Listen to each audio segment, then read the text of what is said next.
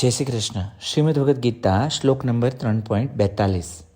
ઇન્દ્રિયાણી પરાણી આહુ ઇન્દ્રિયેભ્યઃ પરમ મનઃ મનસઃ તુ પરા બુદ્ધિઃ ય બુદ્ધે પરતઃ તુ સહ. અને ભગવાન કહે છે કે જો તું માનતો હોય કે ઇન્દ્રિયોને રોકી કામરૂપ વેરીને મારવાની તારી શક્તિ નથી તો આ ભૂલ છે. અહીંયા ભગવાન કહે છે કે સ્થૂળ ઇન્દ્રિયોને સ્થૂળ શરીર કરતાં પણ વધારે બળવાન અને સૂક્ષ્મ કહે છે. ઇન્દ્રિયો કરતાં મન પર છે અને મન કરતાં બુદ્ધિ પર છે અને બુદ્ધિ કરતાં પણ સાવ પર છે તે આત્મા છે.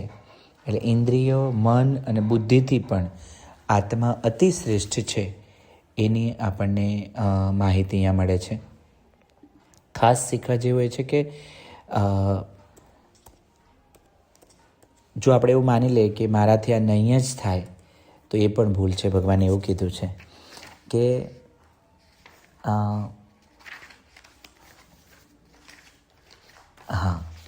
કે સિમ્પલ વસ્તુને સમજીએ કે આપણે એમ કહીએ છીએ કે મારાથી ઇન્દ્રિયો વશમાં નહીં થાય, મારાથી મન વશમાં નહીં થાય, તો એ બધાથી ઉપર પણ એક છે, એ છે આત્મા. એટલે આત્માના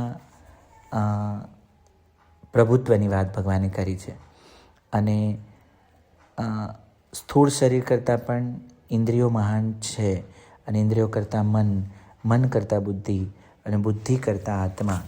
આ વસ્તુ આપણને સરળ ભાષામાં ભગવાને સમજાવી દીધી. એટલે અહીંયા આપણને લેયર, માણસની અંદરના કેટલા સ્તર છે એ સમજાય છે.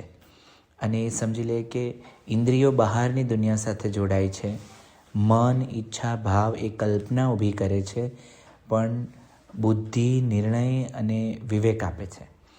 સો આ બધાથી ઉપર એક શાંત, સ્થિર અને સાક્ષી ભાવે આત્મા રહેલો છે.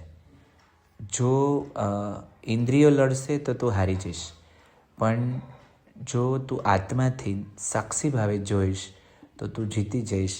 એ જ છે પરમ સંદેશ.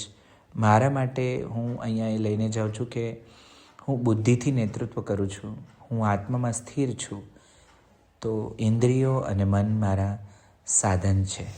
હું આની પ્રેક્ટિસ કરીશ. Thank you.